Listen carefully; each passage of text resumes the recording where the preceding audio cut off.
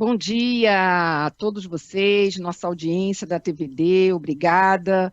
Hoje estamos com uma audiência recorde na TVD, muito obrigada por vocês estarem aqui conosco. E quero agradecer também ao nosso timaço, como vocês costumam falar nas minhas redes sociais, que está presente hoje aqui para debater conosco no programa da TVD. Vamos falar de Zero Trust. E surpreende, né, mas não muito, o fato de tantos estarem interessados nesse tema. Ele não é um conceito novo, é bem próximo do mundo da segurança já há bastante tempo, mas nesse momento, no cenário que nós estamos vivendo, ele realmente vem repaginado e está sendo muito discutido, debatido, e é muito importante que hoje a gente fale sobre esse conceito exclusivamente. A gente tem falado de Zero Trust sempre, mas hoje o holofote, hoje ele é o dono do palco. Hoje ele é o popstar do nosso debate. Então, vai ser muito interessante, porque a gente vai fazer esse trajeto, esse caminho, né? Desde o início lá, quando ele começou com um conceito importante na segurança, e por que hoje ele está sendo revisitado e se tornou tão importante. Em que contexto isso está acontecendo? E vamos também falar sobre prática, sobre como aplicá-lo hoje. Esse é o teor do nosso debate, conto com vocês, como sempre, com comentários e perguntas, ok? Nós estamos, nesse programa, na verdade, seguindo uma série. Nós já tivemos, em parceria com a ForcePoint, que é o nosso partner nessa discussão, 2 outros programas bem interessantes. Vocês assistem esse programa, está lá no nosso canal, no YouTube, e também fizemos um e-book muito interessante, que está no nosso portal, na Security Report, do Zero Trust ao SaaS, que também aborda o tema, um download gratuito para todos vocês. Então, bastante conteúdo sobre esse assunto, mas hoje a gente vai falar de prática. E eu quero justamente trazer o meu parceiro, o Felipe Canali, que está comigo nessa jornada SaaS e Zero Trust. Hoje a gente vai falar mais de SaaS, né, Felipe? E eu quero trazer você, ele é Country Manager Brasil da ForcePoint, e eu gostaria que o Felipe também desse suas boas-vindas à nossa audiência e a todos os nossos convidados. Por favor, Felipe. Bom dia, Graça. Bom dia a todo mundo. Obrigado pela presença ilustre dos nossos convidados, né, e da nossa plateia aí virtual, né, ainda virtual. Espero que em breve a gente tenha a possibilidade de ter essa troca de calor pessoal, né? Ninguém mais aguenta, infelizmente, nessa questão virtual, mas é o que temos, né? Pelo menos a gente ainda consegue se ver, debater e trocar experiências mesmo num momento tão difícil que o mundo tem passado, né? A gente tem, como você falou, a gente tem falado muito de SaaS, né? SaaS é algo que a gente já está há mais de um ano falando, né? Mas o Zero Trust é um ponto específico da estratégia, na verdade, de segurança daqui para frente.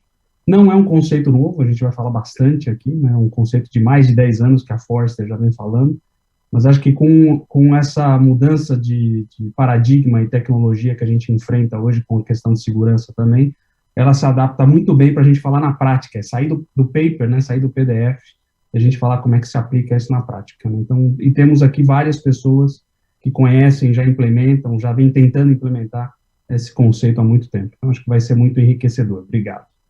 Com certeza. Eu que agradeço, Felipe, pela parceria. Bem, pessoal, vocês hoje que estão nos assistindo também vão atuar, trazer as opiniões de vocês sobre esse tema. Nós estamos com 2 enquetes no ar.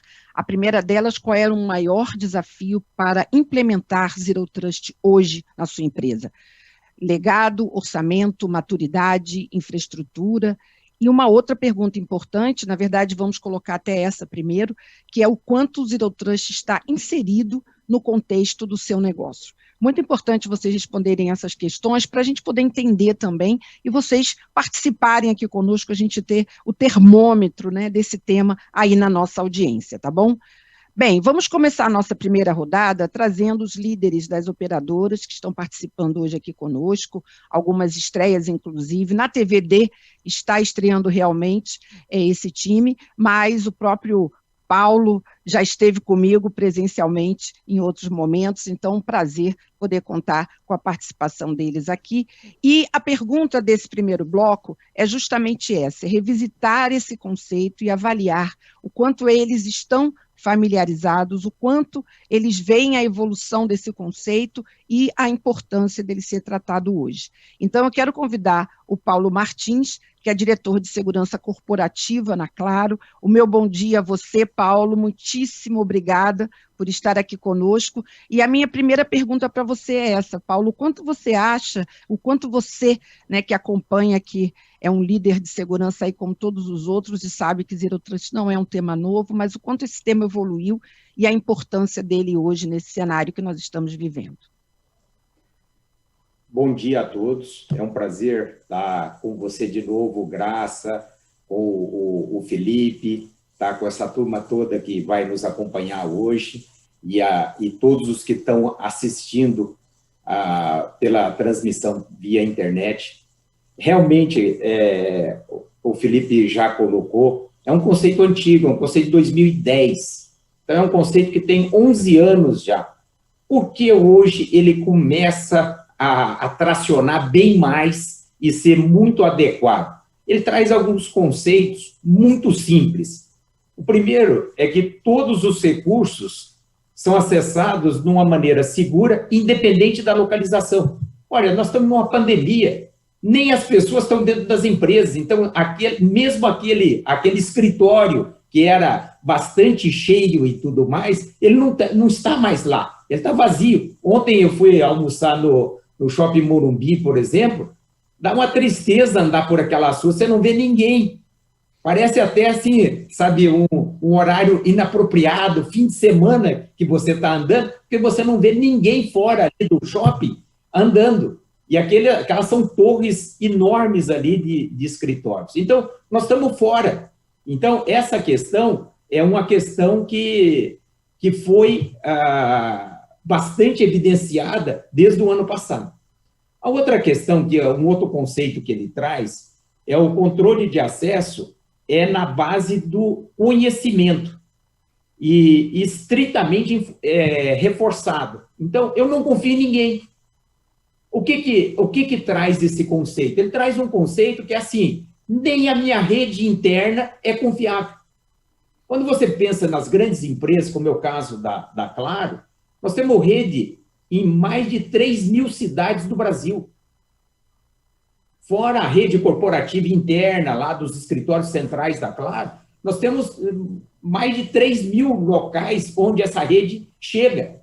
Os grandes bancos também têm uma quantidade tremenda de distribuição aí. E como é que eu vou garantir a segurança de toda essa rede de uma forma tal que eu tenho que garantir todos os pontos, porque basta um ponto ter problema que já é suficiente para sofrer um ataque. Então, isso reforça muito a questão que esse conceito parece bastante adequado. Outra coisa, a gente já está operando, os bancos estão operando, por exemplo, com a quantidade muito grande já de clientes que acessam via internet, onde eu não tenho muito controle da máquina do cliente e muito menos qual é a rede que ele está usando. Se ele está usando Wi-Fi, não está usando, o que ele, é 4G que ele está usando rede fixa, o que ele está usando, eu não tenho esse controle. Tá? E, no entanto, tem sido um sucesso esse trabalho todo. A gente tem milhões de usuários que estão. O terceiro conceito que o Zero Trust traz, que é extremamente interessante, é inspecionar e logar todo o tráfego que chega. Porque é a partir disso que eu vou conseguir ver anomalias, é onde eu vou ver ataques, onde eu vou poder fazer uma investigação. Então, eu pego e faço um trabalho aí todo, onde eu tenho todas as provas ou toda a possibilidade de ter um controle adequado. Então, se eu vou ter tráfego de tudo quanto é lugar possível e imaginável, e hoje, na atual circunstância, ninguém imagina que esse tráfego agora vai voltar como era nos primeiros mainframes. Não vai ser mais. Ele vai estar distribuído em um monte de microserviços, de serviços interligados, como se fosse uma grande comunidade trabalhando. É essa a tendência que a gente está em cloud, tá? E acessível de qualquer lugar. Hoje é difícil imaginar, não, essa daqui só dá para acessar de uma máquina específica, num ponto específico de rede, dentro de... Pô, não, sabe, é muita limitação. Coisas ultra secretas, ultra não sei o quê, talvez seja, mas não é o dia a dia das empresas. Então, esse conceito, que é um conceito antigo, é um conceito já 11 anos em informática, é um conceito antigo, mas ele se rejuvenesceu e mostrou a força dele na realidade atual. Então, agora, várias empresas trabalhando, fornecendo soluções extremamente interessantes, e mesmo no caso de quem, por exemplo, para as empresas novas, é até muito fácil você implantar já isso de início. Mas nas empresas que já têm legado, a gente consegue compartimentar esses legados de tal forma a estar absolutamente coerente com isso. E mais do que isso, se eu inspecciono todo o tráfego e eu compartimento esse legado, eu passo a ter log que muitas vezes o legado não tem na profundidade que precisa agora. Então, acaba sendo uma solução muito interessante. Primeira vez que eu vi esse conceito aplicado em alguma coisa foi na RCA Conference de 2018. E me chamou muito a atenção justamente por essas 3 características do modelo. Perfeito. Tá? Estava começando na Claro naquele momento e me parece que é uma direção muitíssimo interessante de ser aplicado numa realidade de uma empresa grande, bastante distribuída e que está se movimentando rapidamente para ser totalmente digital. Tá? Então, perfeito, Paulo. A questão teórica com a questão da necessidade aí, e a gente tem trabalhado nesse tipo de implementação. Perfeito. Nós vamos ter, você já tocou num ponto, que logo, logo a gente vai entrar nele também, que é o ponto de como aplicar, mas muito interessante você revisitar o conceito, mas mostrar a atualidade dele nesse contexto que nós estamos vivendo hoje, né? E eu também, assim como vocês, já tivemos a oportunidade de estar juntos, né, em outros debates presenciais, bons tempos, mas os tempos atuais também são bons, em que a gente podia falar, né, desse conceito, mas ainda não tinha uma visão muito clara da aplicabilidade. Então, é justamente nesse ponto que eu quero convidar o Cláudio. O Cláudio Creu é diretor de segurança da informação da TIM, ele está estreando com a gente também na TVD, assim como o Paulo estreando aqui na TVD, e estreando comigo também nessa interação. Muito obrigada pela presença do Cláudio. E, Cláudio, depois dessa colocação inicial do Paulo, eu justamente trago para você esse cenário, né, do quanto hoje, embora não seja um conceito novo, essa aplicabilidade se tornou uma oportunidade. Então, antes da gente falar do desafio dela, né, de torná-la realmente aplicável, eu queria que você falasse um pouco de como é que foi a sua relação com esse conceito e de como que você vê essa trajetória dentro do seu modelo de negócio, da sua atuação como líder de segurança. Bom dia, eu agradeço o convite, dou o meu bom dia para os colegas panelistas, para os espectadores lá na internet. O que eu enxergo como premissa são, entre aspas, novos de segurança da informação. São menos de 2 anos, eu tenho um percurso mais de System Integration. Então, também tenho um olhar um pouco ainda externo, né? Para mim, nem tudo, eu não sei se o Zero Trust tem 10, 11 anos. 10 anos atrás eu fazia outras coisas. O que eu acho bem interessante é que está casando um momento de necessidade muito forte de ter esse tipo de soluções, de concretizar esse tipo de conceito, porque, como o Paulo justamente estava colocando, o movimento que estamos tendo acelerado no ano passado de saída dos usuários dos sistemas, da pontos mais fixos, mais controlados, redes controladas, indo para qualquer tipo de rede. E de saída dos nossos sistemas, nesses anos, dos nossos data centers, com as nossas instalações, firewall, possibilidade de acesso através de VPN, DMZ, redes mais controladas para os sistemas mais críticos. Isso tudo está indo para a nuvem, está indo para soluções de multi-cloud, onde a possibilidade de manter o mesmo modelo inviabilizaria a factibilidade disso. Então, esse aqui é o lado da necessidade de ter um conceito que vai para o Zero Trust, um conceito onde o controle do acesso do singulo recurso seja muito mais granular. E o conceito, claro, é um conceito antigo. O que é que está mudando? Aí estão chegando as soluções. Como sempre, é a tecnologia que viabiliza a visão, não? Então, a visão é uma visão que, na teoria, já nasce um pouco antes, mas aí os fornecedores começam a desenvolver essas tecnologias, chegando de pontos diferentes, né? Também eu acho bem interessante, da um ponto de vista de desafio intelectual, como diferentes provedores que vêm do lado de rede, que vêm do lado de componentes aplicativas. Então, todo mundo se junta em uma arena que vai se remescolando praticamente cada mês, né? Então, os provedores estão definindo essas soluções. Essas soluções tecnológicas que estão garantindo a possibilidade de ter uma via prática para isso. Então, se começa a ter soluções que permitem de avaliar, analisar esse tráfego de uma forma integral, como o Paulo estava falando. É claro que é uma oportunidade, mas é uma oportunidade que deriva do fato que eu agora tenho tecnologia que me permite de fazer isso com custos que são uma fração do que era 5 anos atrás, ou até 3 anos atrás.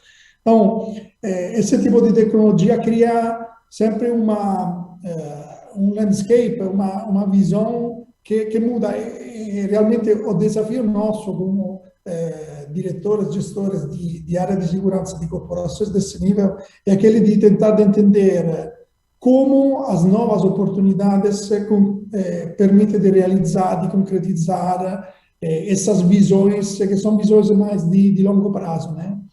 O SaaS e o Zero Trust. Tecnologias tem muitas, aí é o desafio de entender como encaixar isso. Tem um desafio muito grande relacionado ao legado, é claro, como o Paulo falava.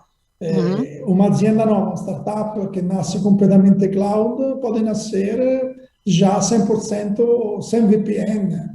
Tem empresas até digital, full digital, que não tem VPN, não tem mais o conceito de segmentação com firewall. Mas nossas empresas são empresas que têm centenas de sistemas, até milhares de sistemas, milhares de nós de redes que chegam em muitos lugares.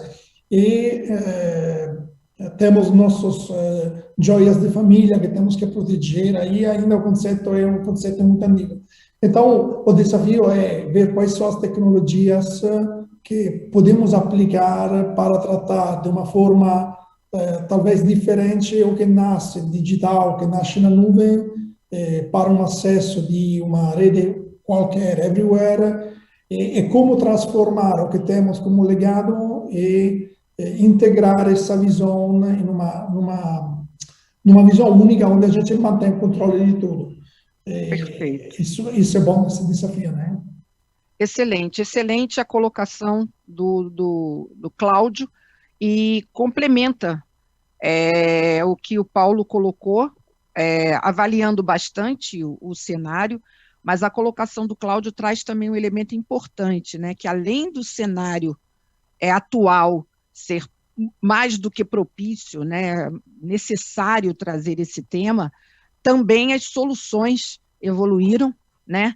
Também as soluções se diversificaram, também as soluções avançaram e elas são fundamentais para que você parta para a implementação. Então, e os dois já tocaram num tema que é esse do nosso segundo bloco, quer dizer, ok, o momento é oportuno, as soluções estão aí, mas tem um desafio de implementação, tem uma jornada aí para seguir. E é interessante que eu já tenho o resultado da primeira enquete, e eu quero, antes de passar para o segundo bloco, trazer esse resultado que eu acho que ele baliza o que nós estamos falando em relação ao desafio.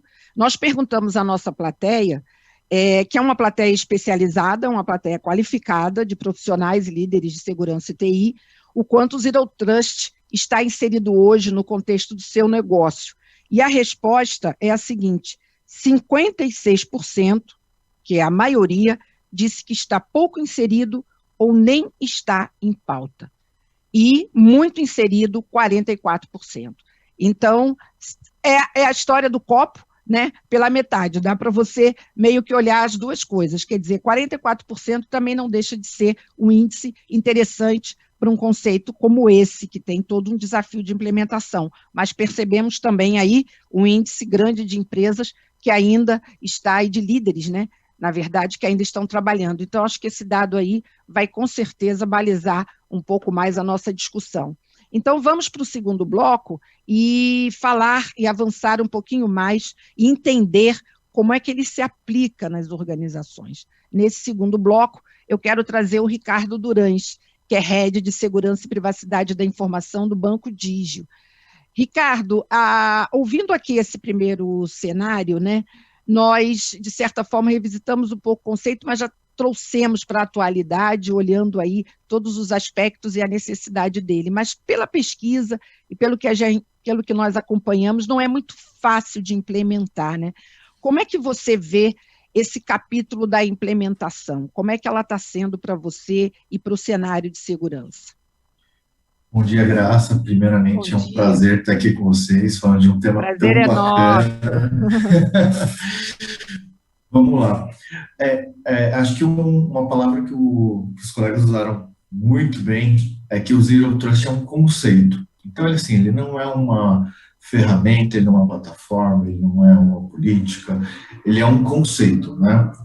Quais são os principais benefícios desse conceito, né? Primeiro, você eliminar ponto cego, né? A gente tinha uma arquitetura antiga, onde a gente se preocupava demasiadamente com o perímetro, e a partir daí o que está no núcleo eu confio, né? E você, então, ou seja, você ultrapassou aquele perímetro, você já tem um ponto cego ali do que está acontecendo.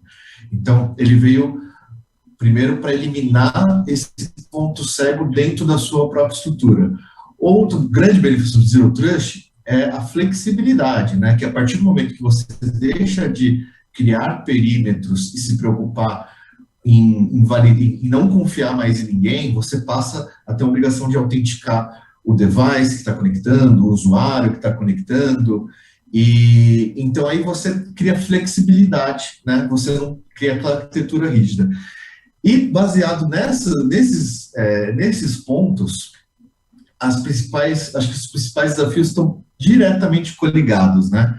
Tá. Porque, primeiro, para você não confiar em ninguém dentro da sua casa, o primeiro ponto é você ter visibilidade daquilo que você tem, né? Você não pode avaliar alguma coisa que você não enxerga, né? Você não pode autenticar, você não pode fazer nada.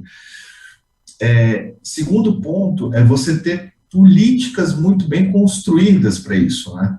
E então, assim, ok, eu tenho um plano de começar a eliminar meu perímetro e partir para a arquitetura Zero Trust. Ok, qual é o meu drive para poder validar, autenticar, qual que é a minha estratégia principal? Um terceiro ponto para o sucesso também é a automação, né? Não adianta nada eu criar todo um conceito, criar toda uma política e aquilo for difícil de implementar. Aquilo ali tiver uma experiência muito ruim para a ponta, né? Então, se você não tiver um processo automatizado, um self-service, alguma coisa também, é alguma coisa que complica. Mas acho que o principal desafio, Graça, assim, acho que eu acho que também é uma questão até cultural dentro da própria tecnologia onde você está. Eu acho que vai depender de empresa para empresa, né? Tem empresas que já tem um conceito muito mais perto, tem empresas que são mais tradicionais, mas, de fato, para você alcançar a visibilidade, para você ter você montar uma espécie de analytics ali para você inspecionar o tráfego, isso tem um trabalho muito grande, né? E não é uma chavinha que se vira, é um trabalho contínuo, né? Primeiro você vai tentar alcançar a visibilidade do que você tem dentro de casa, a partir daí você vai criar regras analíticas, integrar, formar suas políticas, e aí você vai caminhando cada vez mais para a arquitetura Zero Trust. A arquitetura Zero Trust não é aquilo que você... não é uma chave liga e desliga, né? Eu montei algo aqui, liguei, estou Zero Trust. É uma arquitetura que você tem que ir evoluindo aos poucos, né? E eu tenho certeza que o primeiro passo deles é a visibilidade, né? Então, acho que está aí os principais desafios. Muito bom. Então, a gente já começa a entrar também nos desafios, e na opinião aqui pontuada pelo Durães, ele destacou, claro que são vários, né? Mas no ponto de vista dele, ele destacou 2 aqui que são muito importantes, justamente que endereçam essas vantagens, né?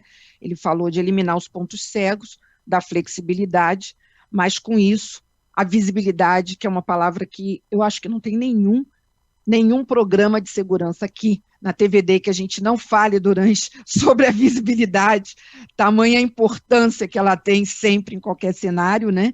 E muito interessante também você trazer as políticas e a questão da automação. Então, já são 3 elementos aí importantes para fomentar a nossa discussão. Vamos continuar ainda nessa primeira rodada, ouvindo as opiniões. Quero trazer agora Camilo Mussi. O Camilo, ele estava, né, em transição, mas agora a gente já está anunciada aí a atuação dele no Banco Central, e eu gostaria muito, pela experiência aí grande também do Camilo na área de TI, assim como o Cláudio, né, traz também um viés, um olhar um pouco diferenciado sobre o Zero Trust, Camilo. A plateia aqui, pelas perguntas que eu já estou olhando e pelas respostas da enquete, estão falando aqui que é bem difícil, que os desafios são grandes. Os benefícios são grandes, mas os desafios também. E aí, Camilo, o que você tem para acrescentar sobre esse tópico dos desafios de implementação? Bom dia, Graça. Bom dia, colegas. Bom dia a todos aí que estão nos assistindo. Bom, eu vou complementar, na verdade, né, os 3 que me antecederam, falando exatamente de um caso, né, um case, que foi o Enem Digital. Então, acho que esse é um bom caso que a gente começou, como o Ricardo falou, Paulo Cláudio, e, na verdade, a gente começou já com essa noção, ou seja, nós não podemos confiar porque o Enem Digital, que foi feito em janeiro, né, final de janeiro e fevereiro, ele tinha que atingir 100 mil computadores em 104 cidades, em 2.000 instituições de ensino superior, que nós não tínhamos controle nenhum. Ou seja, diferente de uma certificação, você vai num laboratório já preparado, assim por diante, que existe, né?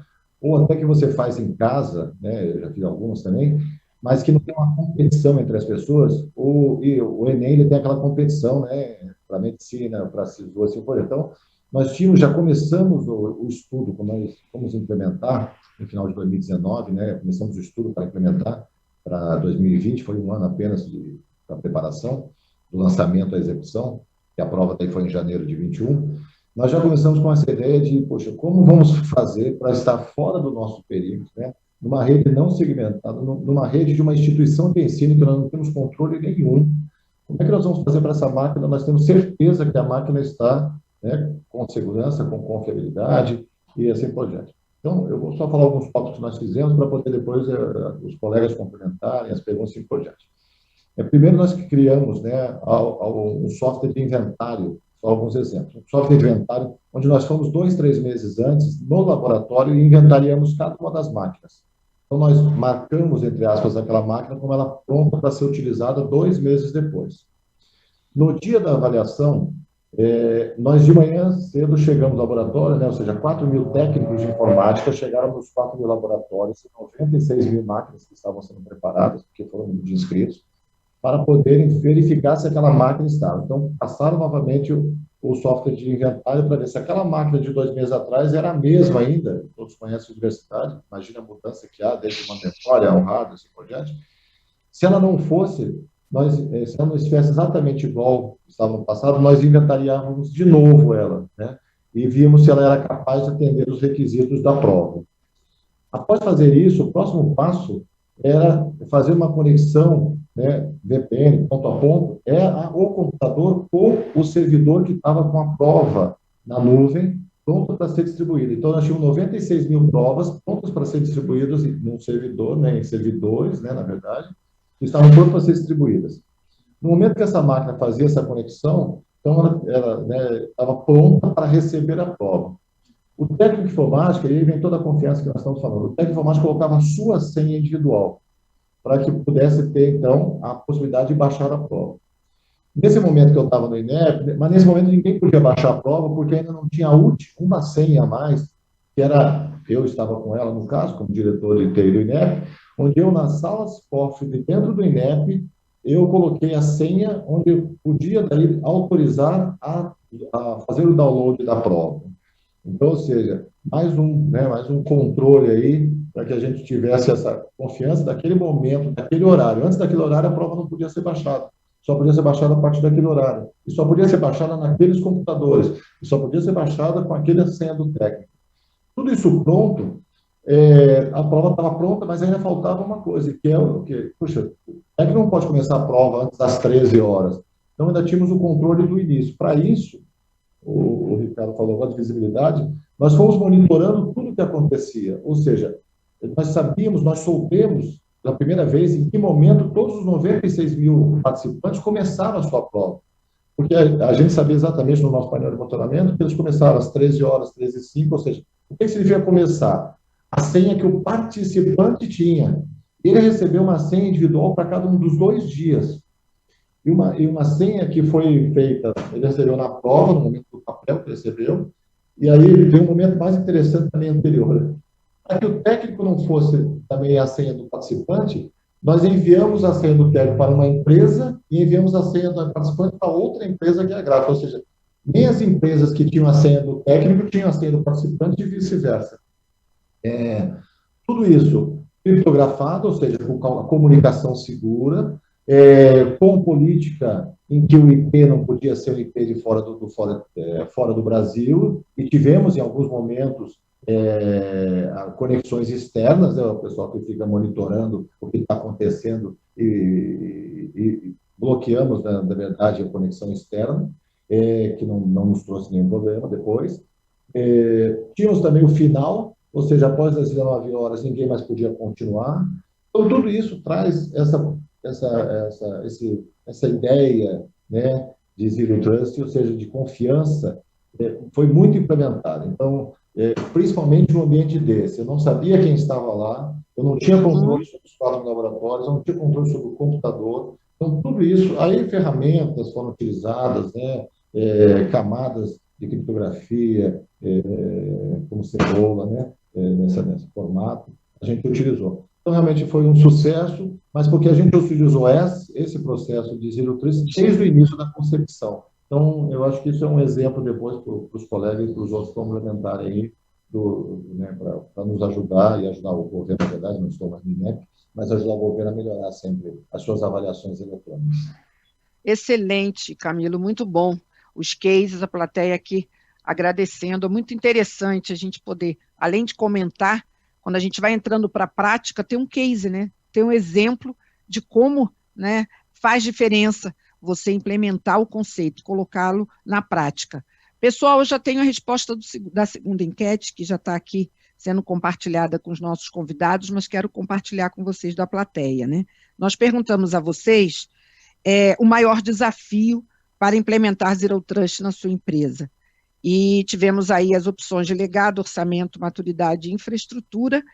A maturidade ganhou com 43%, então a maioria acredita que implementar Zero Trust é uma questão, né, o maior desafio é maturidade, logo em seguida o legado, que com certeza a gente já vai tratar aqui, né, na sequência, e que já foi comentado no início pelo próprio Paulo, quando ele traçou aí o cenário, né? Então, realmente, o legado. E depois, a infraestrutura, e, por fim, o orçamento, que é uma boa notícia, né, Canali? Canali, comenta aí um pouquinho com a gente esse segundo, porque o seu orçamento é o menos complicado, acho que está mais fácil para a indústria, não?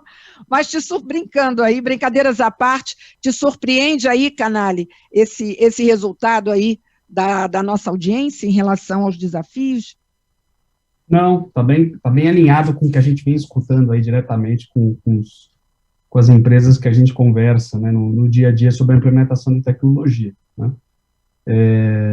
O orçamento, brincadeiras à parte, né, felizmente, eu acho que o nível, apesar da maturidade ser um principal desafio aí da implementação dessa ou das outras tecnologias, mas a maturidade no Brasil, em específico, ela vem crescendo nos últimos anos de forma exponencial, eu diria, né? Se a gente pegar como a segurança era tratada há 5, se a gente pegar até os 10 anos que o Paulo comentou aí, que a Forrester lançou esse conceito do Zero Trust, o que a gente vê hoje de maturidade de segurança nas empresas é uma enormidade comparado ao que era no passado. Não pelos profissionais, os profissionais sempre brigaram por isso, né? Mas a empresa em si entender aquilo, né, como uma questão vital, né, para ela, né? Isso vem, obviamente, com o aumento, né, infelizmente, dos ataques, dos problemas que as empresas enfrentam com relação a isso, a definição de uma lei de proteção de dados, né, que isso é muito importante, né, praticamente todos os países sérios do mundo têm uma lei de proteção de dados. O Brasil demorou um pouco mais, mas finalmente temos uma lei de proteção de dados, que foi implementada no ano passado sem multa, né, esse ano começa a multa, né, a gente começa a se preocupar, mas tudo isso ajudou e ajuda a esse crescimento de maturidade. E o orçamento vem vem junto, né, caminha junto, se você pensar. Se você pegar o orçamento a gente brincava que o orçamento de segurança era 5% do orçamento de TI, hoje já está bem maior, né? Então, a gente percebe essa evolução, né, de maturidade / orçamento com relação à segurança, né? Complementando o que o pessoal já comentou até agora, né, em relação ao conceito, uma coisa que eu gosto sempre de dizer com relação ao Zero Trust, eu gosto de fazer um paralelo, né? Tudo bem que o Zero Trust, de novo, é uma série de princípios, é um conceito, não é uma tecnologia, não é um produto, né? Mas me lembra muito quando se falou de voz sobre IP, né? Acho que temos aqui gente de telecomunicações e infraestrutura, né? Quando voz sobre IP entrou, né, começou essa ideia da gente começar a falar um pouquinho sobre tecnologia de voz em cima de IP, em cima de redes, né? Algumas empresas, inclusive, já saíram, né, comprando, implementando voz sobre IP, e foi um fracasso total, né? Não por causa da tecnologia, a tecnologia era boa, o conceito de você transferir voz sobre a rede era ótimo, mas a infraestrutura não permitia, né? A gente tinha redes ainda com hub, sem qualidade de serviço, então se atrasou essa implementação de voz sobre IP, que hoje domina praticamente toda a comunicação no mundo, mas porque a infraestrutura não estava pronta. Então, se a gente olhar para o Zero Trust há 10, 11 anos atrás, a gente pode traçar esse mesmo paralelo, né? As empresas estavam muito entranhadas no acesso remoto, e o acesso remoto há 10 anos atrás é diferente do acesso remoto de hoje, porque a pandemia ainda acelerou esse processo, era VPN, né? E se a gente pegar no ano passado, em março, o que as empresas fizeram quando mandaram os funcionários para casa? Bota tudo para VPN, né? O VPN era a única solução que a gente tinha, na verdade, para fazer esse acesso remoto com uma certa segurança, né? Mas qual é a grande diferença da VPN tradicional para uma aplicação real e efetiva de Zero Trust? É que na VPN você tem a confiança implícita, né? A partir do momento que você fechou o túnel, qualquer um que está lá dentro pode acessar qualquer coisa, né? Os dados podem ser usados, copiados, movidos, você não tem um controle sobre esse contato, né? E todo o controle é manual e estático, né? Com o Zero Trust bem implementado, você passa a ter uma confiança explícita, ou seja, o usuário, a partir do momento que ele acessa essa nuvem, né, lembrando de novo, né, que o Zero Trust está pensando em remoto, né, remoto não importa onde, né, ele vai acessar essa nuvem, e dentro da nuvem ele só vai ter acesso àquilo que é explicitamente permitido a ele. Não importa que ele está dentro da rede da empresa através da nuvem, ele só vai acessar os serviços que estão disponíveis e acessados, que devem ser acessados por ele. O uso é controlado, pode ser revogado, né? Uhum. E o monitoramento é contínuo. E aí entra um pouco sobre o que o Ricardo falou sobre visibilidade. Visibilidade é primordial para que você tenha uma confiança explícita. Se você não tiver visibilidade sobre o que o teu usuário está fazendo continuamente, você passa a ter um problema sério de segurança, né? Então, você tem que monitorar e tem que ter uma análise dessa mudança de comportamento do seu usuário para que mesmo que ele esteja acessando algum dado específico, você teve a visibilidade, identificou essa mudança de comportamento, você pode, inclusive, revogar esse acesso àquela aplicação, àquele dado que o usuário eventualmente tem acesso. Então, acho que é um grande diferencial aí, né? Confiança implícita versus a confiança explícita, quando você implementar um ou outro. Perfeito. Muito bom, Canali, complementar esse entendimento do conceito e da aplicabilidade dele, trazendo aí também a sua visão, você que está acompanhando aí tantas empresas nessa jornada. Eu quero justamente agora que a gente já entrou e o próprio Canali também já trouxe um pouco mais para perto da gente esse cenário, né, de aplicabilidade, temos o resultado aqui, falar um pouquinho mais com esse grupo desses aspectos que foram trazidos. O Canali falou sobre maturidade, né, falou sobre orçamento, e eu quero puxar um pouquinho para a questão do legado. Então, eu quero trazer agora para a nossa discussão o Anderson Crispim, que é Head de Segurança da Informação na SPC. Crispim, eu sei que são vários aspectos aqui, mas o legado também ganhou aqui, na nossa pesquisa, um percentual importante. E, salvo engano, posso estar errada, grande parte das empresas hoje vivem e se relacionam, enfim, em ambientes híbridos, né?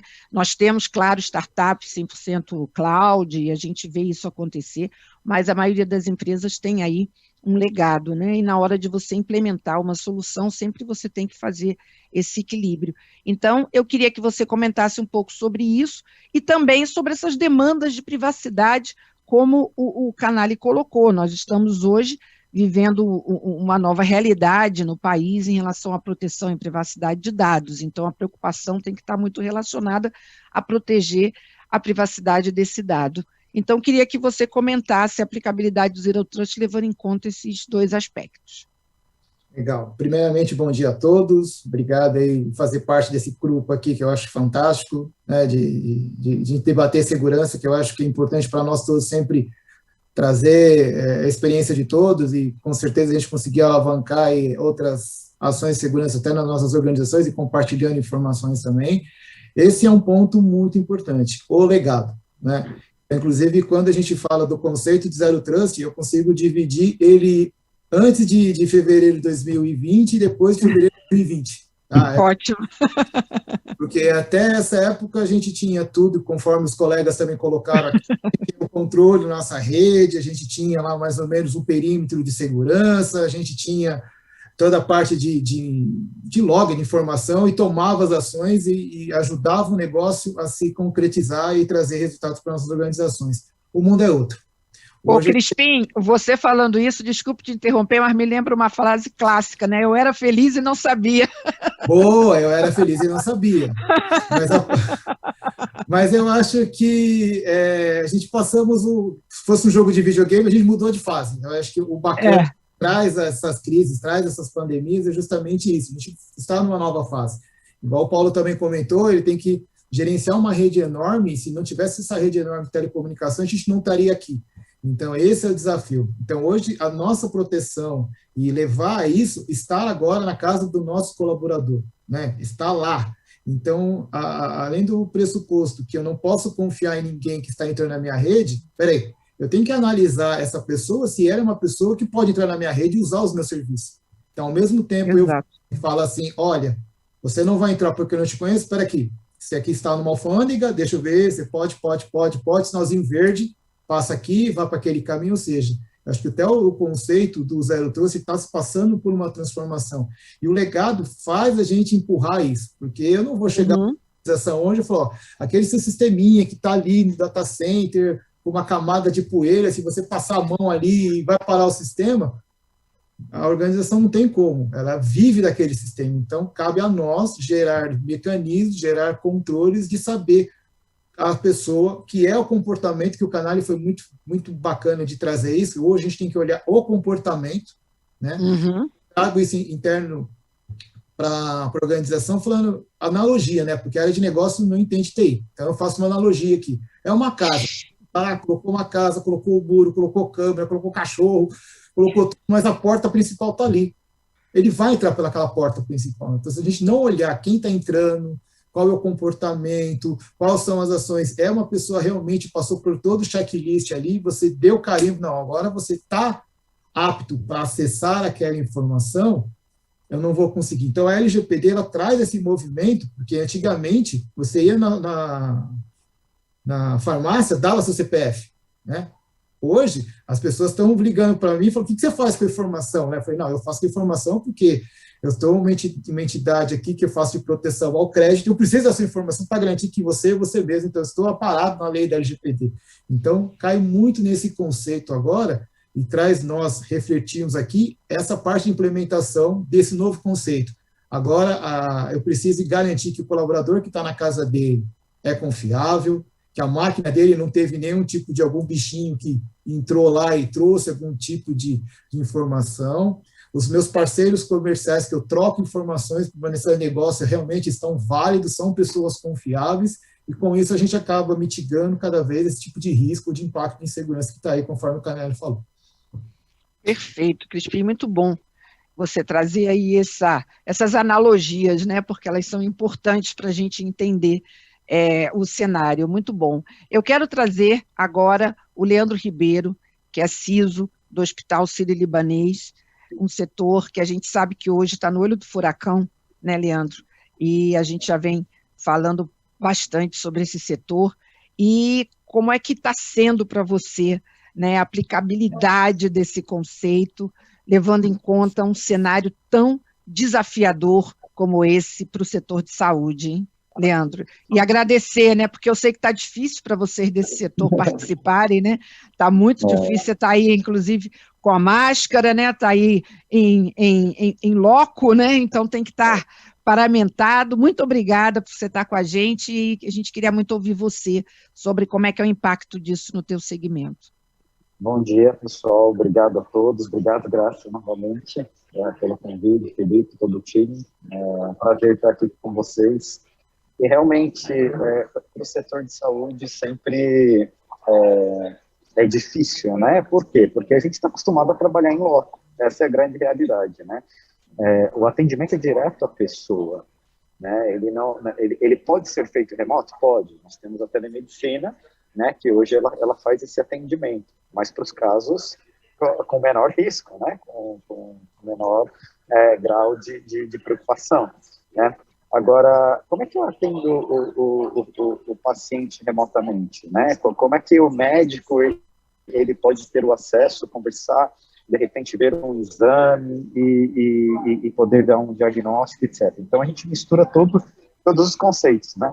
Privacidade e segurança, sempre, o tempo inteiro misturando os dois, né? E aí, utilizando um pouco do que a gente já discutiu aqui, acho que tem um grande marco, né? Assim que a pandemia apareceu, né? Como é que as instituições de saúde passam a trabalhar remotamente, né? Como é que eu levo a segurança, eu levo a privacidade, né? Porque a gente trabalha diretamente com dados sensíveis, né? Não dados financeiros, sim, mas dados sensíveis dos pacientes, exames críticos, né? Exames que muitas vezes a ANS dá uma proteção adicional para o paciente, né? Então, a gente tem que tomar todo um cuidado. E virar de uma hora para outra, falar para o administrativo e para outros setores, podem ir para casa trabalhar, é super difícil, né? Além disso, eu tenho itens aqui dentro, né, redes aqui dentro da nossa instituição, do nosso hospital, que eles precisam ter uma configuração, né, eles precisam estar protegidos de forma que nenhuma outra rede pode confiar na outra. Por exemplo, a nossa rede de exames é 100% protegida, né? Nós temos só alguns equipamentos que podem chegar até aquela rede para pegar algumas informações, né? Então, literalmente, as instituições de saúde foram um pote de ouro para os hackers, né? Tanto que notícia atrás de notícia, ouvindo que os hospitais foram atacados, né? Campanhas de phishing, né? Campanhas de phishing subiram muito, tudo falando do Covid, porque todas as pessoas estão 100% interessadas em saber o que está acontecendo, né? Então, é natural e fundamental que a gente tenha que elevar de uma hora para outra a segurança, né? E sempre, eu gosto, né, a palavra visibilidade sempre vai aparecer, visibilidade e a gestão de risco, só é possível fazer com o Zero Trust. Se eu consigo olhar para todos os lados, eu preciso olhar para 360 graus, eu não posso olhar só para 180. Eu preciso olhar para 360. Eu preciso medir tudo que passa de norte-sul, leste-oeste.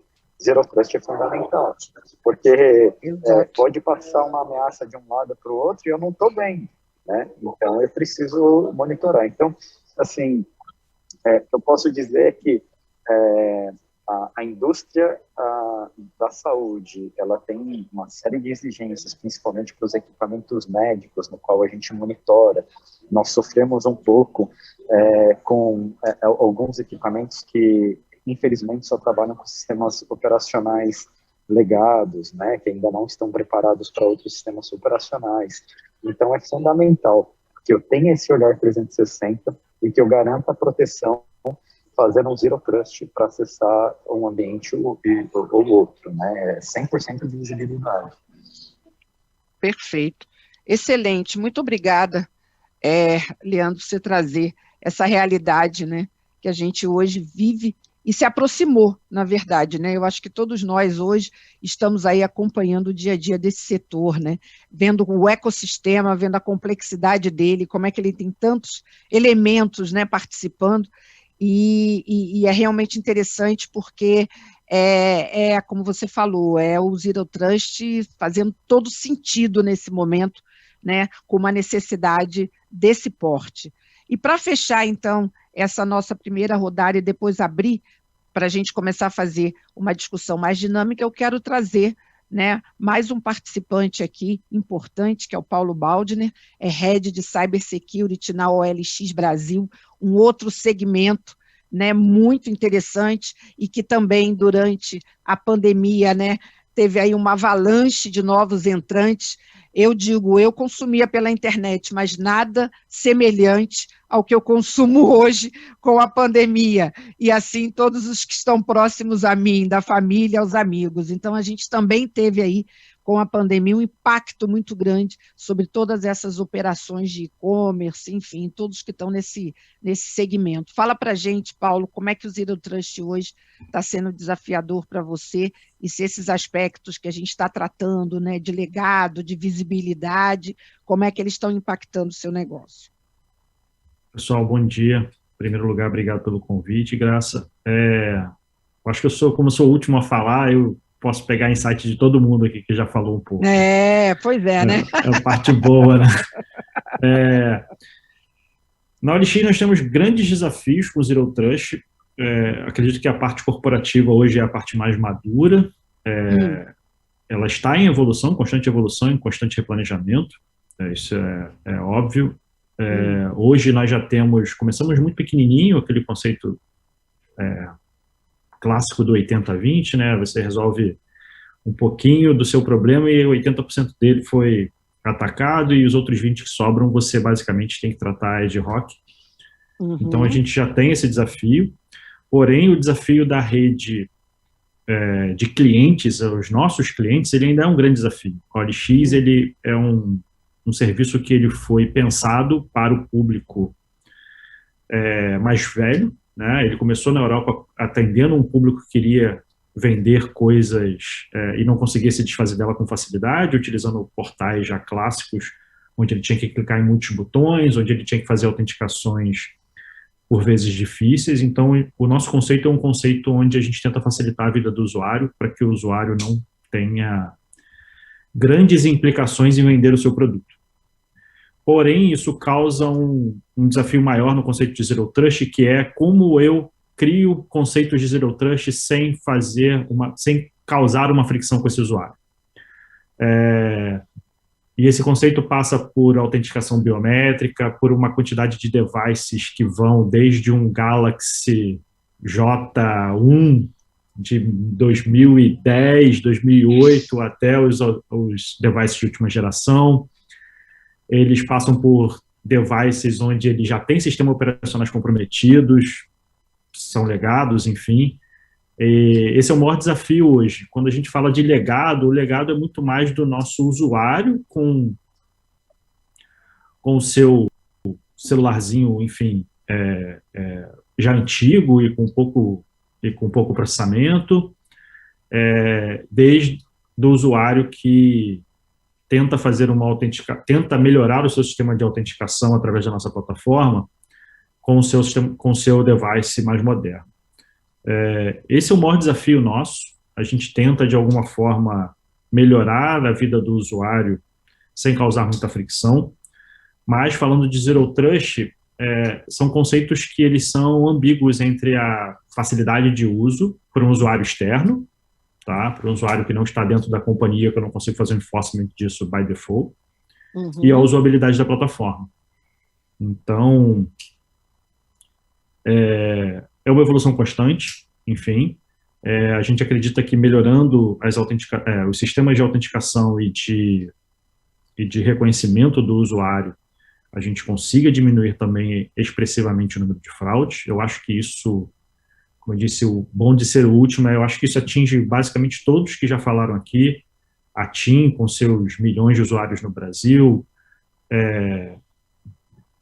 enfim, quem faz a prova do Enem e precisa que eu acredito que a prova do Enem no futuro ela vá para um modo 100% móvel, mobile, onde qualquer um que tenha acesso a um computador em casa, em um ambiente minimamente checado, consiga fazer a sua prova, enfim. Mas ainda a questão da fricção versus usabilidade no meu modo de ver o mercado ainda é grande, tá? Porque, como eu disse, quando você escala isso para milhões de usuários, que é o nosso caso hoje, são 33 milhões de usuários únicos por mês acessando a plataforma, isso se torna um desafio enorme. E são 33 milhões de usuários mês utilizando aí quase, se eu contabilizar o número de devices diferentes, a gente chega a 2.000, 2.300 modelos diferentes de devices acessando a nossa plataforma. Tá? Então, quando eu falo lá de reconhecer o tráfego, autenticar o device,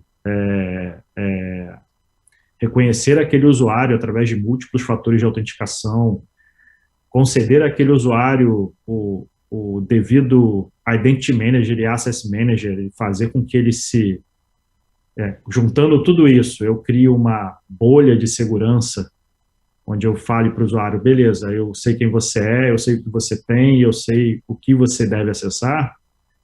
É muito fácil no conceito, mas na aplicabilidade ainda é um desafio grande. Perfeito.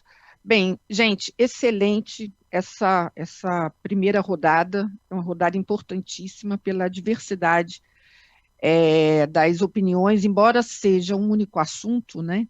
A gente vai percebendo ao longo das colocações de vocês como é que ele vai ganhando contornos diferenciados, né?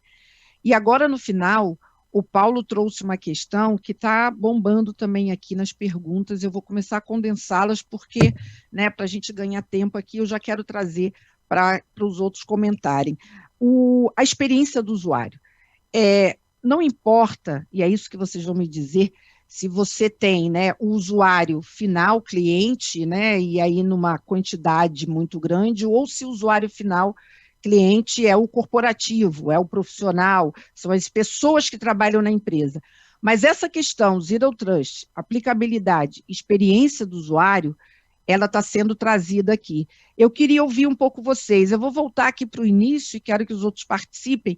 Paulo, como é que você vê essa questão? O Paulo, seu colega, né, Baldner, trouxe um assunto importante e que a plateia também está colocando. Quando a segurança entra, não confia em ninguém, fica aquela impressão de, bom, então, será que vamos voltar para o início e a segurança vai vir aí de uma forma muito comprometedora do ponto de vista da experiência do usuário, seja ele como eu falei, um profissional que agora está trabalhando em casa e do ponto de vista dele ele quer acessar tudo, ele que não quer ponto de fricção, seja esse cliente que está aí espalhado na OLX e que também tem um volume grande, tem um legado. Como é que você vê isso? A experiência do usuário versus a aplicação do Zero Trust, Paulo? Acho que um conceito aí importante é a usabilidade. Então, essa fricção acontece quando a usabilidade está comprometida. Então, uma das coisas, eu acho que foi até o Felipe que colocou um pouco, a questão da automação. Então, se você tem um processo que vai muito... É quase que o dispositivo sendo reconhecido. E você que está atrás daquele dispositivo sendo reconhecido também por formas inteligentes de identificação, tá? Seja biométrica, por exemplo, o caso da OLX, e colocar biometria nos dispositivos mais novos, então você já reconhece automaticamente ali a pessoa. Isso tudo diminui essa fricção. Então, a gente tem que ser, não pode ser assim, 15 senhas para você conseguir acessar. Eu lembro que tinha um programa de televisão que uma das vezes eles fizeram uma brincadeira que era o cara na frente da ATM tentando sacar o dinheiro dele. Então, 2 pulinhos. Que cor que é a sua calça? Que número de sapato que você coloca? E um monte de perguntas. Ele fala assim, este é um sistema seguro, nem eu consigo acessá-lo.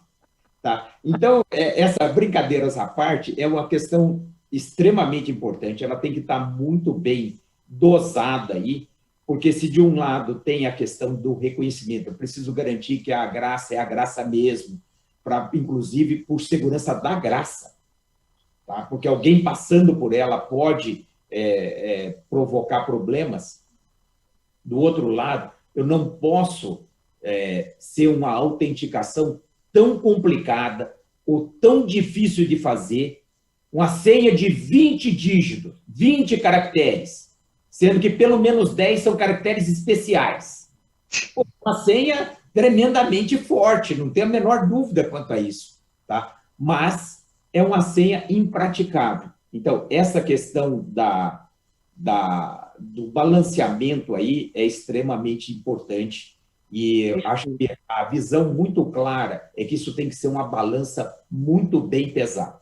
De um lado, a usabilidade, a facilidade de uso, os benefícios que o usuário vai ter com aquela aplicação, com aquele uso, ou o trabalho que ele está fazendo dentro da organização, e, de outro lado, a questão de segurança.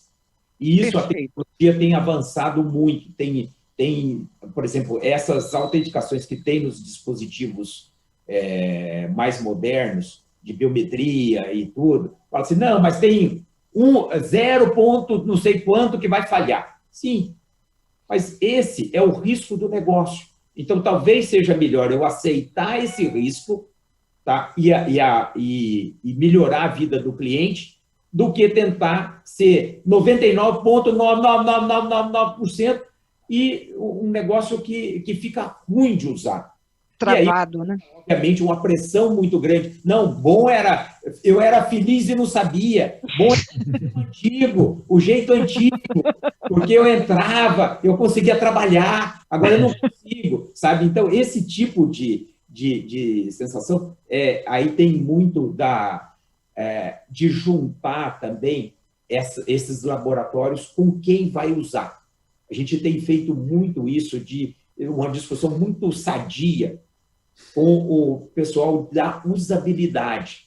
Como é que vai a experiência do cliente interno e do cliente externo. Sim. Tá? Então, exato. Esse tipo de coisa eu acho que é tremendamente importante e são conceitos relativamente também antigos que não se perdem, não podem ser perdidos nessa realidade na implantação do Zero Trust.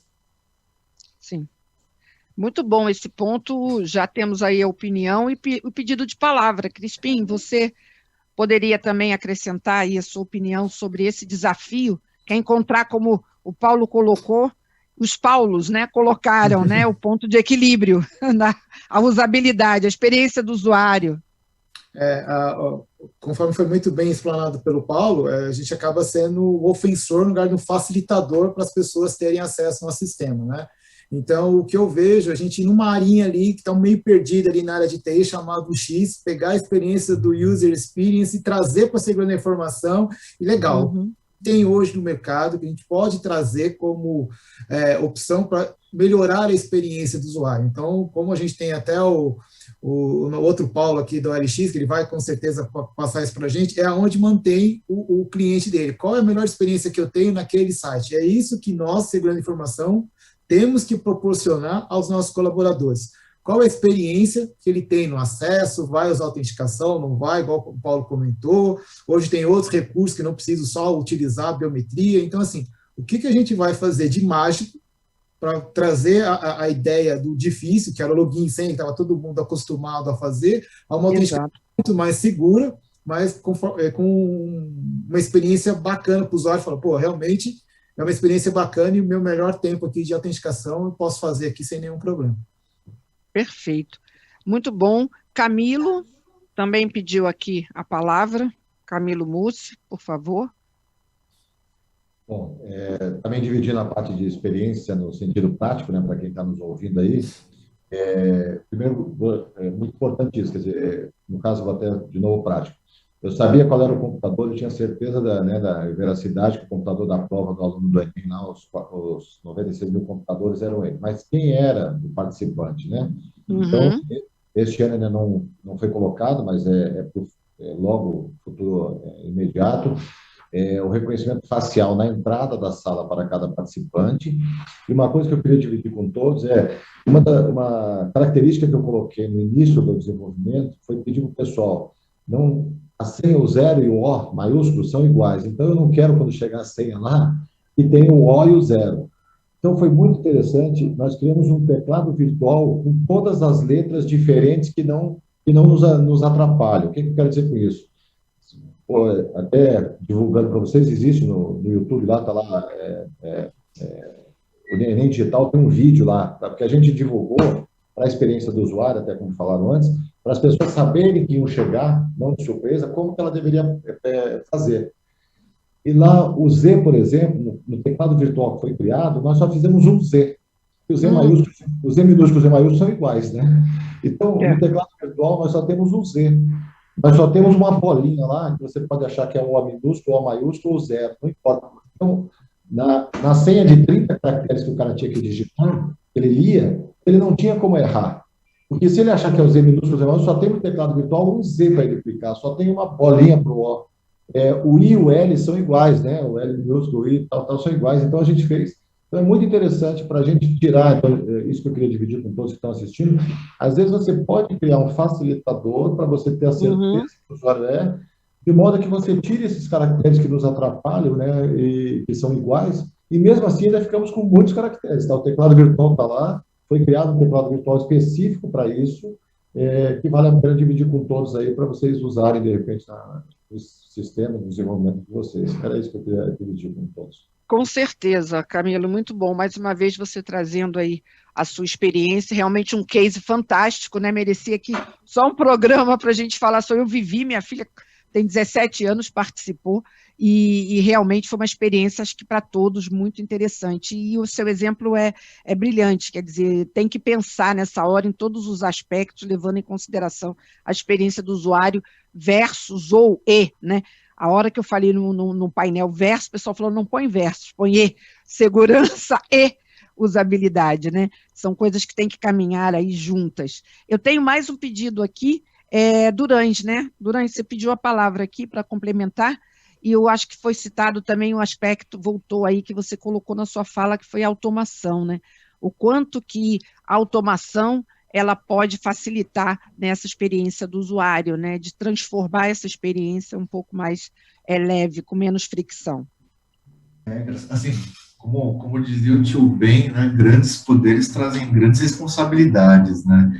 Eu acho que o mercado de segurança, de alguns anos para cá, segurança ela vinha como uma pura proteção, né? E o mercado está começando a entender que segurança faz parte do negócio. Então, ao invés de você ser chamado e falar, cara, como que isso não vai acontecer para evitar um problema, segurança é chamado para como viabilizar o meu negócio com segurança, né? E aí, a partir do momento que segurança começou a entrar como parte do negócio também tem um peso de experiência do usuário muito forte. Então, agora já não basta proteger, você tem uma responsabilidade também de como você vai ser sua estratégia de proteção. Exato, exato. E eu acho que a experiência do usuário, ela está diretamente ligada à maturidade do tema Zero Trust, né? Eu tinha comentado na primeira vez que você começa a ter visibilidade, começa a conhecer sua rede, você começa a fazer um analytics daquilo, e aí é um momento, talvez, que em vez de você fazer grandes movimentos, você começar a fazer pequenos movimentos, a poder maturar o seu modelo de Zero Trust, né, em pequenos lugares e começar a crescer para a companhia.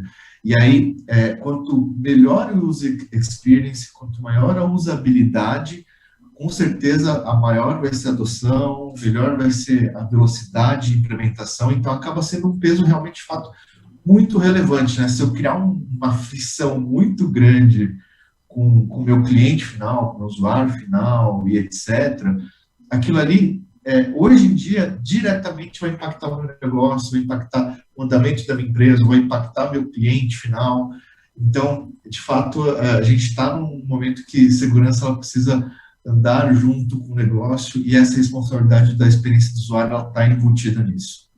Verdade. E uma dica importante, que eu sempre gosto de frisar as dicas aqui, que você voltou a pontuar e que o Baldner também tinha tocado, de 80-20, né? Muitas vezes a gente está falando aqui de uma jornada que não pode, às vezes não consegue ser implementada, né?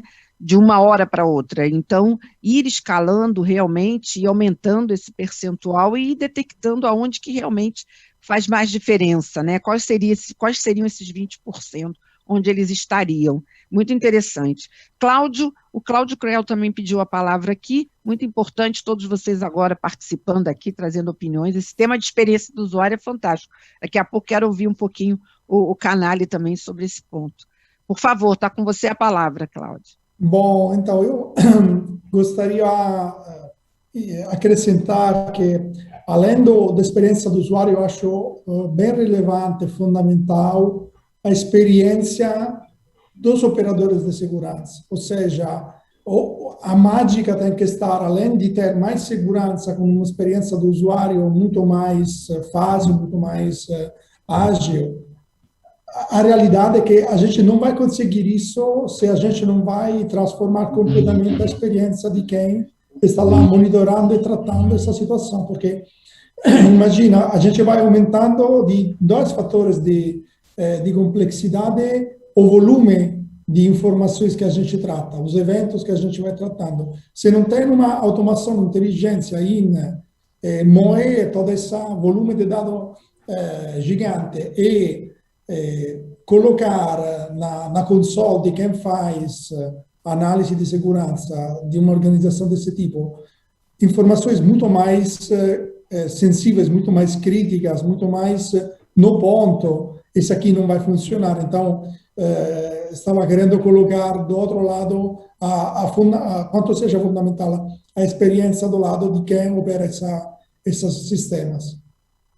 Perfeito. Canali, eu gostaria de trazer você para a nossa discussão e já aproveitando também e acompanhando aqui as questões. Então, além de experiência do usuário, é um outro tópico que eu queria passar aqui, que a gente passou por ele, mas queria voltar um pouquinho.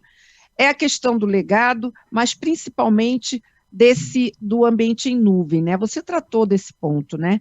Você falou no início da pandemia, uma grande saída foi a VPN, mas depois eu ouvi vários CISOs passando e a gente intensificou os programas aqui na TVD, falando até, teve inclusive um CISO falou, não, a gente começou com VPN, depois a gente foi tudo para a nuvem, então não fazia sentido a gente continuar naquele modelo, já foi todo mundo se conectando em nuvem, acelerou absurdamente o nosso processo de ida para a nuvem, algumas coisas que ainda não estavam acontecendo. Então, quando você coloca esse cenário, né, indo mais para a nuvem, mas tendo um legado, então, um ambiente super híbrido aí, com, né, ritmos diferentes, e tendo que implementar um Zero Trust, como é que você, pela tua experiência, pelo que você está acompanhando, que ponto você considera que é um ponto de atenção, que precisa ser olhado com mais cuidado nesse processo que muitas empresas estão vivendo hoje?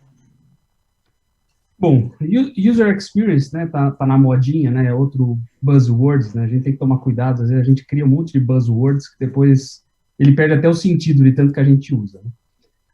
Mas para a segurança sempre foi um ponto crítico, né, o user experience, né, porque a segurança sempre foi a stop networks, né? Exato. A gente fala não para tudo, para tudo. Assim. Então, o segurança sempre foi um problema sério para a gente ter uma boa experiência do usuário. E se o usuário não tem uma boa experiência, ele vai achar uma brecha para burlar. Esse é o ponto. Né? Se ele vê que está difícil, ele vai tentar descobrir uma forma de burlar. Tá? Assim, no DLP, por exemplo, a gente sempre usa exemplo do DLP. O DLP ele sempre, é uma tecnologia também bem antiga, né? Todo mundo fala, mas o DLP já tem uns 10, 12 anos. A grande maioria das empresas antigamente implementavam o DLP só para ter o checkbox no compliance, né? Eu tenho DLP, né? Mas não tinha regra bem definida, não tinha qualificação de informações, de documentos. E o usuário, a primeira coisa que ele começa a fazer é testar o DLP, né? Deixa eu ver. Não posso fazer upload com mais de 1 mega. Ele descobre, porque ele vê que com 990K ele mandava. Assim, então, o usuário ele tem essa questão de, se for difícil, se atrapalhar a vida dele, ele vai buscar um jeito de burlar. O único jeito de você minimizar isso é fazer com que a segurança esteja, de uma certa maneira, fácil de ser implementada e seja transparente para ele. Lógico, né? Quanto mais a gente faz dessa forma transparente, melhor, mas também não é fácil. Né? Não é fácil. Um dos motivos pelo qual não é fácil, sistemas legados. Né? Não dá para a gente, infelizmente, desligar, virar a chave, agora eu sou 100% nuvem, resolvido o meu problema. Né? Então, uma das coisas que a gente tem como diferencial, e a gente sempre coloca isso nas empresas, é que você tem um plano, né, uma jornada de transformação digital, uma jornada de chegar o máximo possível de segurança na nuvem, que é o SaaS com o Zero Trust, mas você tem um caminho, você não vai fazer isso de uma hora para outra. Né? Então, o mais importante é que você tenha plataformas híbridas, que o provedor de segurança teu, ele acompanhe nessa parte, ele consiga fazer o 10-90, 50-50, até o 90-10, até o 100% nuvem, né? Para que você tenha um caminho e tenha proteção do investimento. Né? Então, tem muitas empresas que a gente tem conversado, ela tem pensado dessa forma, mas não, eu quero chegar no SaaS, mas vou demorar 5 anos, 6 anos para chegar, não tem problema. Mas você já tem que investir numa plataforma que vai te acompanhar nesse caminho, para você não jogar fora o que você está investindo, né, para depois recomeçar ou começar de uma forma diferente essa evolução. Né. Um ponto que todo mundo colocou aqui, que eu acho extremamente importante, é um dos principais pontos de dificuldade da experiência do usuário, é a autenticação. Isso eu concordo plenamente, né. Quando você vai fazer um acesso a essa nuvem, né, esse sistema de Zero Trust, você precisa ter um sistema de autenticação forte, multifator, etc. Isso é extremamente importante. E aquilo que a gente fala, não tem hoje uma bala de prata, um fabricante que vai chegar para vocês, né, também a gente não tem que prometer esse tipo de coisa, mas alguns fabricantes prometem, continuem fazendo isso, e a gente chega lá, coloca todo o meu sistema, você está tudo resolvido. Não, você tem que acomodar com outras tecnologias, né? O SaaS e o Zero Trust é um quebra-cabeça, você vai montando, né, com as pecinhas, né? E nem toda empresa tem todas as peças. Esse é um fator primordial. Né? E quando a gente fala em Zero Trust, a gente está pensando em acesso. Né? Então, você falou da VPN. Né? A VPN, a preocupação é o acesso. Acesso seguro, mas é um acesso. Né? Então, a autenticação com acesso é importante? Você já andou bastante. Você garantiu ter o acesso está sendo seguro, a autenticação está sendo forte, mas o que está implícito, né, que a gente tem que se tornar explícito, que eu falei, é o dado, né? Então, assim, não adianta nada um fornecedor de Zero Trust chegar para você e falar assim, não, eu te garanto o acesso seguro, eu te garanto a autenticação, mas e o monitoramento dos dados? Da utilização daqueles dados, né? A garantia, por exemplo, da análise daquele comportamento na utilização dos dados. Não estou falando análise de comportamento navegacional. Né? É importante, lógico que é importante, mas você tem que ter uma forma de monitorar isso de forma contínua, a utilização dos dados. Né? E a flexibilidade de que você consiga fazer isso da mesma forma, seja no escritório, seja no hotel, seja na sua casa, seja no cybercafé, com segurança, o máximo de user experience possível para aquele usuário, mas que você consiga analisar o comportamento. E qualquer desvio de comportamento é um potencial risco para a sua empresa. Então, identificou o comportamento naquela utilização de dados, mesmo que você ainda continue fazendo acesso seguro com autenticação, é o que é o status quo que a gente quer chegar. Né? mas isso tem que ser feito de forma contínua, tem que ser uma forma de acordo com a maturidade e orçamento. De novo, chegamos àquele primeiro ponto que a gente falou lá daquela discussão. Não adianta também você falar, eu quero fazer tudo agora. Tá, tudo agora vai custar X milhões, não tem esse orçamento. Não tem problema, vamos fatiar isso e fazer esse caminho gradativo. Perfeito. Muito bom, estamos chegando nos momentos finais do debate. Eu sempre faço uma proposta nesse momento final da gente fazer um ping-pong. Eu vou olhando as perguntas, vou aglutinando os temas, mas chegam algumas que são bem específicas. Então, elas demandam também respostas mais rápidas e específicas, e eu jogo para vocês, vamos ver se a gente consegue fazer isso aqui e atender a nossa audiência. Eu vou te falar, só um parênteses, eu nunca falei tão pouco numa mesa redonda, porque hoje tá disputado. Tá bom, né? Tá demais, a qualidade né? das respostas tá demais, é verdade. Tá excelente, né? A plateia tá amando aqui, tá pedindo aqui para respostas de algumas perguntas específicas. Esse conceito Zero Trust serve para todas as verticais de negócio ou teria alguma com maior aderência? Pergunta. Quem consegue responder rápido essa questão?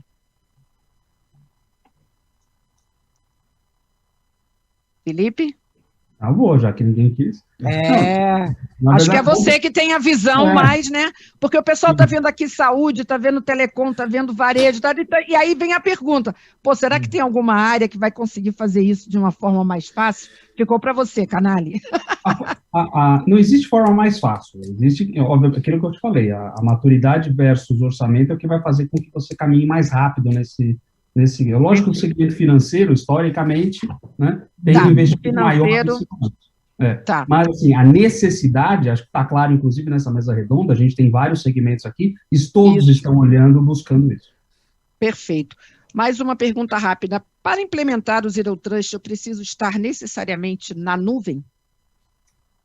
Alguém responde? Não, eu acho que não. Eu acho que você consegue colocar o conceito na sua organização, a nuvem te ajuda por causa de mobilidade, de tudo isso, mas se eu não tenho nuvem, eu consigo implementar on-premise também. Perfeito. Outra pergunta, quem também quiser complementar as perguntas, outra pergunta instigante aqui é a seguinte, se o ponto-chave é usabilidade, minha pergunta é, o Zero Trust, ele é, por essência, um conceito friendly ou não? Depende da forma de implementar. Acho que está muito ligado à forma de implementar. Então, independente se é Zero Trust ou qualquer outra tecnologia, ela está ligada ao jeito e ao desenho que é feito, da forma com que vai ser feito toda essa interação. Tá? Então, o Cláudio colocou uma questão que é muito importante aí, que é a questão inclusive, dos usuários, dos operadores, de quem vai operar isso daí. Porque imagina, por exemplo, no Zero Trust, eu vou olhar todo o tráfego que tem em todos os lugares que são importantes. Teras eu vou gerar por dia disso daí? Quantos casos diferentes eu vou? Como é que eu vou consumir toda essa quantidade de dados? Então, voltando na pergunta, para o usuário, o importante é a questão só da forma como que foi feito, independente se é Zero Trust ou não. Perfeito. Pergunta para o Leandro. No sistema de saúde, Leandro, na sua experiência, qual é o maior impacto que está sendo implementar o Zero Trust? É maturidade, infra ou gestão de acesso, diante da nossa enquete? Tem aqui uma audiência curiosa em saber. Eu acho que eu vou complementar a parte do gestão de acesso, dizendo que gestão de acesso é uma dificuldade para todos os setores, não só para a segurança, mas para a saúde. Mas para a saúde, com certeza, a gente tem um diferencial, né? Porque nós estamos tratando com médicos, enfermeiros e auxiliares de enfermagem que precisam tomar decisões rápidas, precisam acessar o sistema de forma rápida, então a gente tem uma dificuldade em particular, né? Então, controle de acesso sempre é um desafio na saúde. Mas, assim, eu não vejo dificuldades para implementar um Zero Trust numa instituição de saúde. Pelo contrário, eu vejo um auxílio adicional para, inclusive, você poder justificar a proteção do seu ambiente. Então, por exemplo, quando eu faço um Zero Trust na rede de imagens, eu estou dando uma qualidade melhor, inclusive para a performance dos acessos às informações de imagem. Né? Eu posso fazer uma blindagem, eu estou com uma proteção adicional. Então, assim, existe alguma dificuldade para as instituições de saúde? Não, pelo contrário, ela vai auxiliar e muito com relação a isso. Tem um outro ponto, desculpa, eu esqueci. Era dificuldade, controle de acesso? Era maturidade, está dentro da nossa enquete, né? Ele trouxe, na verdade, as questões da enquete para o teu setor.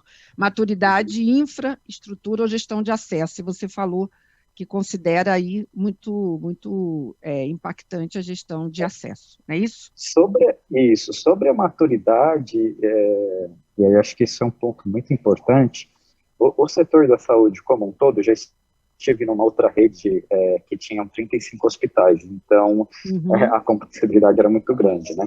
Geralmente, os hospitais, eles têm realmente uma dificuldade de investimento, tanto em tecnologia quanto em segurança da informação, porque a prioridade é o paciente, né? Então, como é que eu justifico um orçamento, por exemplo, de uma solução de Zero Trust contra a compra de um equipamento de um tomógrafo, por exemplo, né? Então, realmente, isso sempre existe. Só que aí a gente precisa lembrar o CISO, né, o gestor de segurança da informação, o coordenador, ele precisa lembrar de trazer as questões de risco, né, sempre na prática, compartilhar esse risco com o board, mostrar quais são as dificuldades e o que aquilo pode trazer que pode impactar um hospital, né? A gente tem o caso do WannaCry, né, no passado, que fez vários estragos, né, e parou hospitais, e, enfim, trouxe outras dificuldades. Então, são exemplos como esse, ou exemplo como o do Hospital da Alemanha, que eles perderam um paciente, podem auxiliar a trazer de forma positiva, né, para poder justificar um orçamento para isso. Perfeito. Né, para aquisição de uma solução comum. Tá bom. Eu vou, pessoal da audiência, aqui é a minha escolha de Sofia, eu vou ter que, é difícil, eu vou ter que ver aqui mais duas perguntas para a gente não avançar aí no tema, né? Uma pergunta aqui é se o Zero Trust confronta com outra tecnologia de autenticação, monitoramento ou desvio de comportamento. Ele é algo complementar ou revolucionário, vai além? Faz sentido essa pergunta para vocês? Alguém consegue esclarecer isso rapidamente? Canali, o que você acha? Entendeu aí a pergunta? O Zero Trust, na verdade, é uma série de princípios, né, um conceito. E aí, dentro deste conceito, você faz o desenho, como o Paulo falou, de como você vai implementar para a sua empresa, né, você vai aglutinar o que faz sentido. Na minha opinião, né, você tem que fazer a gestão de acesso, então, o Zero Trust passa pelo acesso, seja ele remoto, seja on-premise, como citou o Crispim também. A autenticação faz parte, forte, e monitoramento da utilização dos dados. Então, para mim, para a Forcepoint, né, não para mim, para a Forcepoint, o Zero Trust é essa junção de tecnologias que atendem ao conceito. Tá bom. Cláudio, você abriu o microfone, quer complementar? Colocar que claramente o principal caso é a substituição da VPN, né, no sentido que a gente imagina, sobretudo a parte de acesso Zero Trust, como uma evolução onde o nível de controle rispetto à VPN cresce de forma muito ampla. Então, esse aqui é o caso principal, né? Talvez onde as principais empresas fizeram esse tipo de escolha. Mas é claro que pode ir muito além, né? Pode ir muito além. Perfeito. E, por último, uma brincadeira aqui, Canali, vou passar essa para você, vou até falar quem é, porque é o Eduardo Lousada da Iplan Rio, está sempre aqui com a gente, trabalha lá na área de tecnologia, e ele faz uma pergunta aqui interessante. O Felipe, por que o Zero Trust, o uso de zero, não prejudica a senha? Faz uma brincadeira aí, só para você finalizar, já que a gente está falando tanto dessas questões, ele faz uma brincadeira, achei muito interessante, para descontrair também, vai, né, gente? Senão a gente fica, muito tenso aí. E ele faz essa brincadeira e lança essa pergunta aí para você, Felipe. Não, concordo. Como eu falei, a autenticação é extremamente forte, mas o Zero Trust é para dizer que a gente vai ter confiança zero, né? Independente de quem seja, independente de onde venha, esse é o conceito. Né? Então, não vai ter exceção. Tá certo, tá certo. Poderia ser chamado de desconfiado. Ficaria bem melhor chamar um conceito de desconfiado. Tá? Né? Pois é. Poderia ser São Tomé também. Não tem nada. Certo? Então... Acrescentar, até não vai confiar nem da senha, né? O conceito é que nem a senha vai ser confiável. Nem a senha se confia, é isso aí. Exatamente. A senha é um elemento, mas pode não ser... Aliás, é exatamente o elemento que é colocado em xeque, né? Exato. Gente, não teria melhor final, né? Obrigada aí a turma da iPlan Rio que está com a gente sempre acompanhando, trazer essa questão também. Pessoal, audiência, eu adoraria continuar com vocês, como sempre, quando termina, vocês falam, acabou. Esse programa foi sensacional, tenho absoluta certeza. A boa notícia é que a gente continua aqui na TVD, toda semana, trazendo essa programação para vocês. A ForcePoint também com a gente vai continuar falando. Tem perguntas aqui, Canali, muito relacionadas a Zero Trust com SaaS. Turma, a gente falou disso nos programas anteriores, a gente vai voltar ao tema também. Vai lá, dá uma olhadinha no nosso e-book, que fala um pouco mais da relação de Zero Trust e SaaS, mas esse programa era isso, né, Canali? A ideia era a gente falar bastante de Zero Trust, olhar todos os aspectos, trazer líderes de tantas áreas com suas experiências, então cumprimos aqui. Então, só quero agradecer e passar a palavra para o Canali também agradecer, né, Canali, que foi muito bom esse bate-papo, não? Não, queria agradecer a todos, foi sensacional. De novo, repito, eu nunca falei tão pouco, né? De tanto que os nossos convidados agregaram, e não que os outros não tenham agregado, mas a gente até tinha participado mais das outras, mas dessa vez no bate-bola aí, entre eles, foi muito legal mesmo, de diversos segmentos, então a gente conseguiu ver também como esse conceito afeta cada uma das áreas que a gente teve aqui na mesa. Então, obrigado novamente a todos aí, para quem assistiu, obviamente, e a você, Graça, por suportar a gente aí, mais uma vez, nesse evento. Imagina, um prazer. Então, olha, quero agradecer, Crispim, SPC, muitíssimo obrigada, Paulo Baldi, NeuroLX aqui com a gente, Leandro Ribeiro, Sírio, Camilo Mussi, que trouxe a experiência toda desse desafio tão grande agora no Banco Central, na próxima vai trazer mais experiências diferentes para a gente, Ricardo Duran, Dígio sempre com a gente, Paulo Martins, você voltou, agora você vai ficar aqui comigo na TVD, né? Você estava sempre no presencial, agora eu quero você aqui na TVD falando para esse público todo aí. Cláudio também, estreando, espero que você tenha gostado, continue com a gente. Pessoal da audiência, obrigadíssima, passamos de 200, sensacional vocês, muito obrigada pelas perguntas. Continue aqui atentos à programação da TVD. Um ótimo dia, se cuidem e até a próxima. Ok? Obrigada, pessoal. Grande abraço. Tchau. Até a próxima.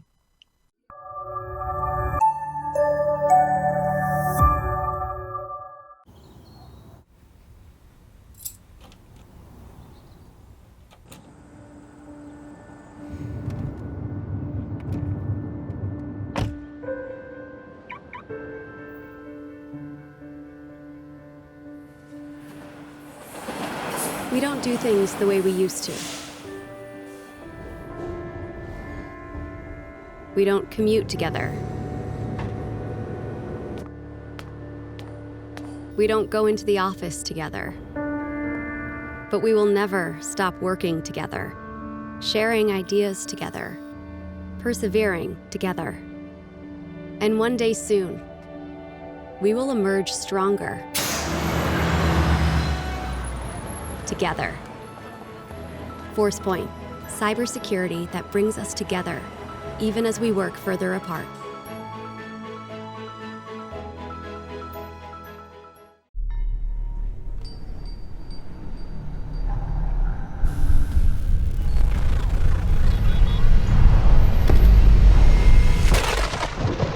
If the risk of cyber threats weighs on your mind, get left of data loss. Left is not a direction. It's not backward movement. Getting left means to get ahead of the threat. Before the breach. Only ForcePoint provides comprehensive cybersecurity. based on human behavioral intelligence to mitigate threats at the earliest point of detection. Protect your data, your IP, your users, even your reputation, and get left of loss. Forcepoint, the leader in user and data protection.